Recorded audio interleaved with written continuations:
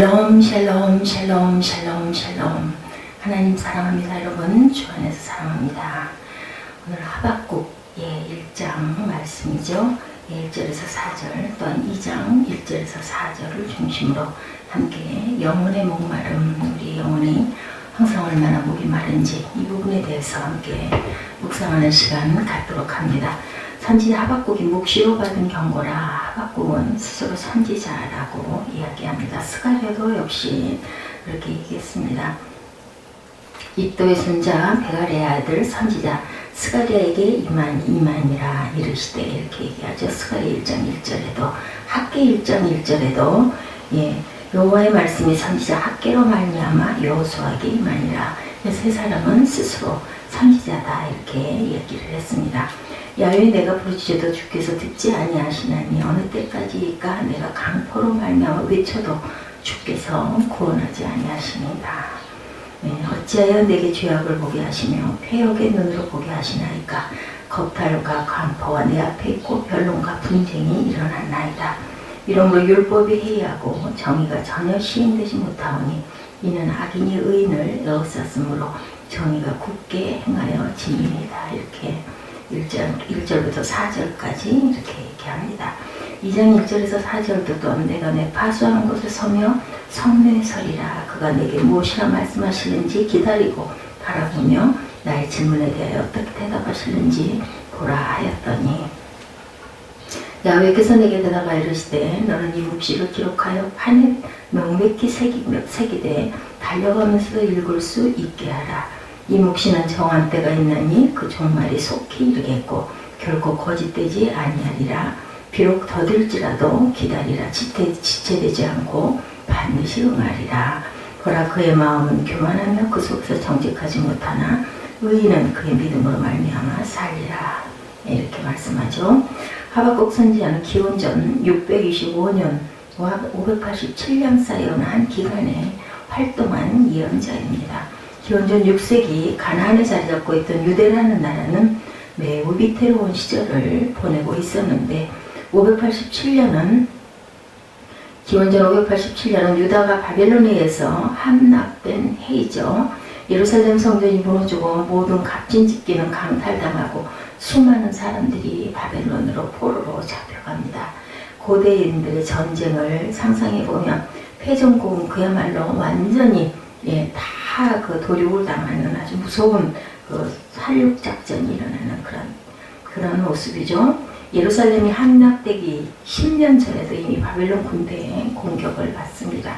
당시에는 조공을 바친다는 조건으로 유대 왕조가 망하는 것을 피할 수가 있었고 요시야 왕이 개혁으로 반짝하던 시절도 있었지만 요시야가 이집트와의 전쟁에서 죽은 뒤로 유다는 몰락의 길을 걷게 되죠. 하박국이 살던 시대는 유다의 역사에서 가장 처참한 시절에 살았습니다. 풍전등화와 같은 조국의 운명 앞에서 하나님의 말씀을 받고 전하던 선지자의 심정이 어땠을지, 그렇죠? 하박국은 이렇게 자신의 심정을 표현하죠. 야훼여 내가 부르짖어도 주께서 듣지 아니하시니 어느 때까지리까. 내가 강포로 말미암아 외쳐도 주께서 구원하지 아니하시니이다. 2절에 이렇게 부르짖습니다. 이어서 3, 4절에는 겁탈과 강포가 극심하고 악인이 의인을 에워싸서 정의가 왜곡되었다 이렇게 부르짖죠. 이런 사태를 하박국은 받아들이기가 너무 힘들었습니다. 하나님 세상을 창조하셨을 뿐만 아니라 세우는 세상을 구원하시는 분이기도 하신데 이런 세상에 정의를 세우는 그분이 악인을 멸하시고 의인을 세우시는 분인데 왜 이 하박국 선지자의 눈앞에서 벌어지는 일들은 이런 하나님의 능력과 반대되는 일만 일어날까? 그렇죠. 하나님의 백성이 이방민족에 의해서 조롱을 받고 능멸을 받는데 하나님은 어느 때까지 이렇게 계시겠습니까? 라고 부르짖고 1장 13절에는 노골적으로 하나님께 따지죠. 하박국이 어찌하여 거짓된 자들을 방관하시며 악인이 자기보다 의로운 사람을 삼키는데도 잠잠하시니까 이렇게 부르짖습니다. 아무리 외쳐도 하나님의 구원이 느껴지질 않습니다. 하박국은 이런 상황이 견딜 수 없어서 그의 영혼이 하나님의 구원을 목말라 하면서 부르짖죠. 선지자들은 영혼의 목마름을 절감하던 사람들입니다. 영혼의 목마름은 자신의 개인적인 삶이 충족되었다고 해서 해결되는 게 아니고 마치 고아들이 아무리 좋은 생활 조건에서 살아도 공허한 것과 같은 그런 심정. 영혼의 목마름은 하나님과 일치해서만 해결될 수 있죠. 그래서 아무리 가난한 집 아이라도 부모 아래에서 자라는 아이와 부모가 없는 고아는 너무나 차이가 납니다. 먹고 입고 마시는 것은 뭐 크게 차이가 없겠죠. 먹을 거 기본적으로 다 먹을 수 있고 잘 수 있고 입을 수 있고, 특히 뭐 요즘에 뭐 옷이 없어서 옷이 뭐 헤어져서 못 입는 그런 시대가 아닙니다. 먹는 것도 뭐 영양도 다 잘 먹습니다. 그런데도 고아는 빈 구석이 있죠. 엄마가 없고 아빠가 없다라는 것이, 그러한 그 목마름이 하박국에게는 있었다는 거죠. 이 역사에 하나님의 정의가 생생하게 살아나는 것에 대한 열망을 강렬하게 나타내고 있습니다. 오늘 본문이 하나님이 세상을 통치하신다면 당연히 정의가 진리가 불처럼 드러나야 하는데 오히려 불의와 거짓이 활개치는 그 사실을 견딜 수가 없습니다. 대개의 사람들은 선지자들의 이런 심정이 동의는 해도 결코 함께 하려고 하지는 않습니다. 교회 개혁에 대해서도 동의하지만 참여하지는 않죠. 그 이유는 진리가 불편하기 때문에 그냥 편하고 살고 싶은 거죠. 오늘은 전 세계 루터는 1517년 10월 31일에 비텐베르크 성당 정문위에 95개 조항의 신학 명제를 적은 대자보를 붙이죠. 종교 개혁이 그렇게 해서 일어납니다. 사소해 보이지만 기독교 역사에 아주 큰 획을 긋는 사건이었죠. 루터도 이것이 종교개혁의 시발점이 되리라고는 예상을 못했을 겁니다. 그 당시에는. 그러나 좌고 우면 없이 오직 진리에 서서 당시 황제와 더불어 유럽에 실권을 쥐고 있던 교황 체제에 반기를 들었습니다. 핵심적으로는 면죄부와 교황 보호설에 대한 비판이었죠. 다른 많은 사람들도 면죄부와 교황 보호설에 문제가 있다고 생각했지만 감히 공론화하지는 못했습니다. 교황 체제의 근위에 대항할 생각을 할 수 없었죠. 그것은 자신의 삶을 불편하게 할 것이 분명하기 때문에 오늘 우리 교회들은 종교개혁주의를 맞을 때마다 루터의 개혁정신을 외치곤 합니다. 그러나 그것은 단순히 역사적 사건을 기념하는 데 머물지 루터가 말하는 개혁 영성을 이어가지는 못하고 개혁에 동참하지도 못합니다. 오늘 한국에서 개혁을 외치는 교회는 고전을 면치 못하고 있다는 사실이 이에 대한 증거인데, 개혁 좋지만 너희나 해라. 나는 불편한 게 싫고 그저 편하고 좋은 게 좋다. 이런 그 마음들을 갖고 있는 교회들이 많다. 한국교회의 문제를 알고 있는 의식 있는 기독교인들도 개인적으로는 교회에 대한 불평만 터뜨리지 새로운 개혁 세력에 합류하려고 하지는 않습니다. 시끄럽고 복잡하고 말이 많은 거 불편하죠. 묵시 때 타는 목마름으로 하박국 선지자는 야훼 하나님의 대답을 기다리면서 외치죠. 새벽을 기다리는 파수꾼의 심정이죠. 2장 1절에도 내가 내 파수하는 곳에 서며 성루에 서리라. 그가 내게 무엇이라 말씀하시는지 기다리고 바라본다고 합니다. 나의 질문에 대해 어떻게 대답하시는지 보리라. 야훼 하나님의 대답은 다음과 같죠. 3절부터 말씀합니다. 이 묵시는 정한 때가 있나니 그 종말이 속히 이르겠고 결코 거짓되지 아니하리라. 비록 더딜지라도 기다리라. 지체되지 않고 반드시 응하리라. 묵시의 때, 즉 종말의 때는 하나님의 정의가 실현되는 때를 가리킵니다. 그때에 악은 완전히 제거되고 의가 드러나죠. 이 세상에는 더 이상 겁탈과 강포가 자리할 수가 없죠. 하나님의 침묵이 끝나는 순간입니다. 여기서 하박국이 야훼 하나님께로부터 받은 대답의 핵심은 묵시했다가 속히 이른다는 사실입니다. 이것은 하박국의 고유한 영적 통찰이죠. 하나님은 선지자들의 영적 통찰을 통해서 말씀하십니다.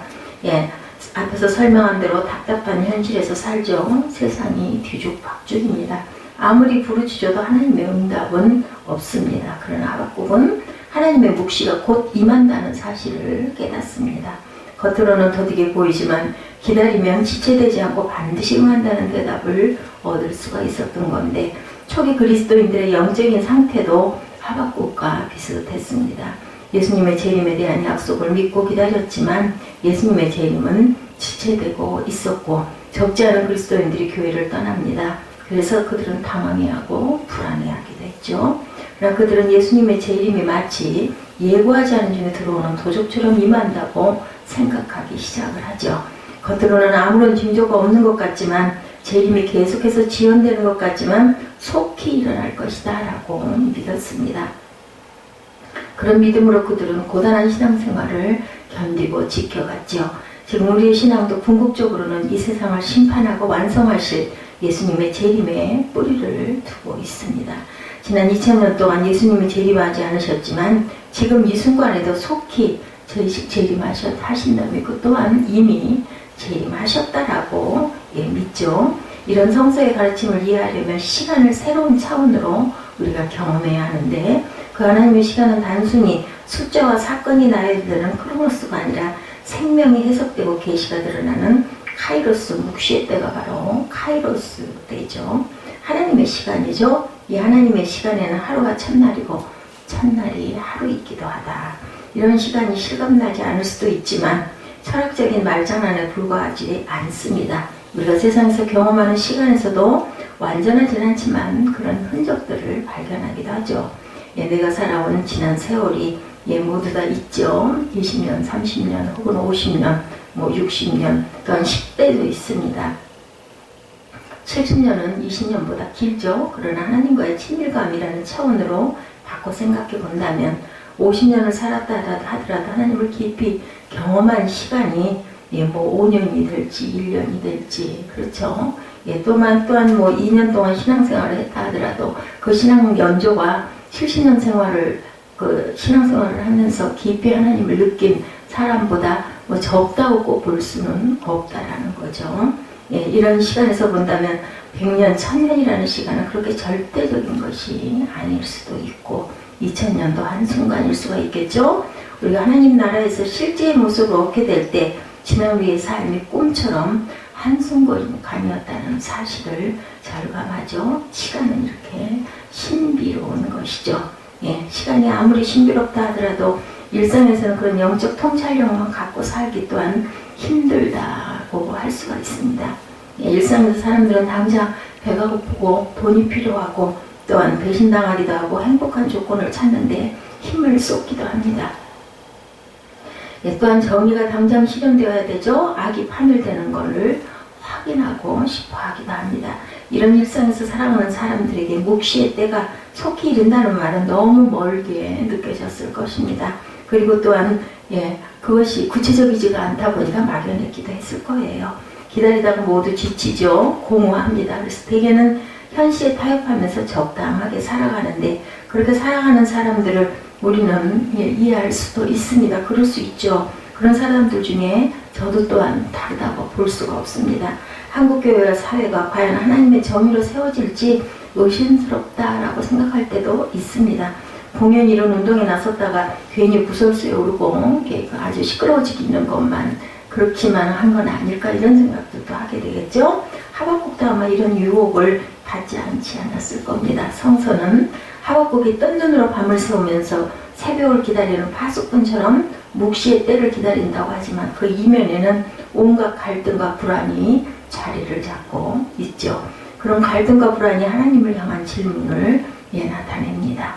왜 구원하지 않습니까? 왜 잠잠하십니까? 우리가 어떻게 이 현실을 견뎌내라는 말입니까?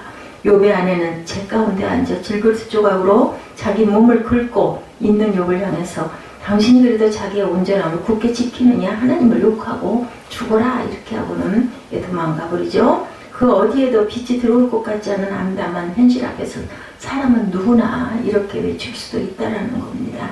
하나님의 구원, 그의 통치, 그의 계시에서 한 발 빼는 게 좋겠다는 유혹도 받습니다. 여기서 예외인 사람은 아무도 없습니다. 오죽했으면 예수님도 십자가에 달리실 때 하나님 왜 저를 버리시나이까 이렇게 외치기도 하셨죠. 믿음으로 살리라고 하지 하박국은 영적인 미로에서 다른 길을 결국은 찾죠. 그것이 신구약 전체 사상을 총괄하는 다음과 같은 문장 하박국 2장 4절이죠. 의인은 그의 믿음으로 말미암아 살리라.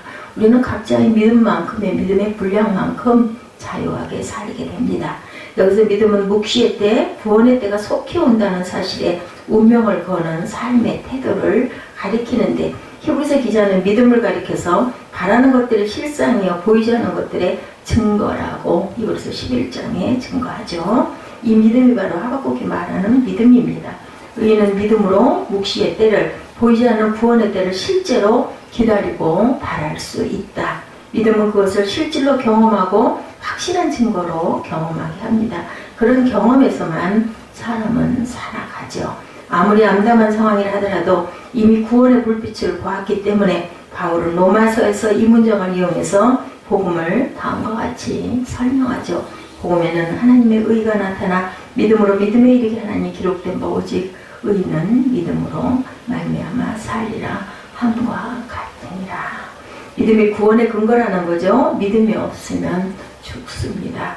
마틴 루터의 3대 신앙 명제 중에 하나는 솔라 피데죠. 오직 믿음입니다. 오직 믿음, 오직 은혜, 오직 말씀으로 우리는 살죠. 하박국의 믿음에 대한 영적 통찰이 신약의 바울을 거쳐 루터까지 연결됩니다. 루터는 친일 문제에도 로마 가톨릭과 부딪힙니다. 로마 가톨릭은 믿음과 더불어 행위가 의의 토대라고 주장했고, 루터는 업적을 빼놓고 오직 믿음뿐이다 이렇게 주장을 합니다. 루터가 개인의 행위 자체를 부정하는 것이 아니라 행위가 칭의의 근거는 아니라고 말하는 거죠. 루터는 하박국과 바울의 영적 시각을 정확하게 해석을 합니다. 의로움의 주도권이 오직 하나님에 있다는 사실을 꿰뚫어 봅니다. 그것은 곧 묵시의 때가 우리 인간의 시간계산이 아니라 하나님의 시간계산에 따라서 임한다라는 뜻을 가지고 있죠. 철저하게 하나님에 의존할 때 그것이 바로 믿음인데, 인간은 의로움을, 구원을 얻게 된다. 의로움이 임할 때 구원을 얻게 됩니다. 하박국은 민족이 절망적인 상황에서 하나님의 정의가 임하는 때를 믿음으로 기다리며 산다고 말합니다. 하나님의 구원 역사를 정확하게 모른 채 진리를 선포하죠. 하나님의 구원 역사는 예수 그리스도에게 실현이 됩니다. 예수 그리스도는 바로 묵시의 실현이죠. 하나님의 시간인 카이로스이십니다. 이렇게 역사는 예수 그리스도에게 실현되고, 예수 그리스도는 바로 묵시의 실현이고 하나님의 시간인 카이로스라는 것 잊지 마시기 바랍니다. 궁극적인 세계 완성의 약속이죠. 그를 믿는 사람은 삽니다. 누구든지 그를 믿는 자마다 멸망치 않고 영생을 얻게 하려 함이라. 우리가 너무너무 어린 날부터 자라는 요한복음 3장 16절의 진리입니다. 예수 그리스도를 믿는 사람은 난폭하고 허무하고 상투적인 세상에서 생명을 얻죠. 그것이 바로 저와 여러분이라는 것. 자긍심을 가지고 의인은 오직 믿음으로 말미암아 살리라. 하박국의 이 기도 중에 기도하고 하나님의 주신 그 감동으로 외친 의인은 오직 믿음으로 말미암아 살리라. 우리 이렇게 살아가시는 저와 여러분, 혹여 오늘 생활이 암담하고 앞이 깜깜하고 절망적으로 느껴진다 할지라도 믿음으로 다시 일어나시는 저와 여러분 되시기를 주님의 이름으로 축복합니다. 기도하시겠습니다.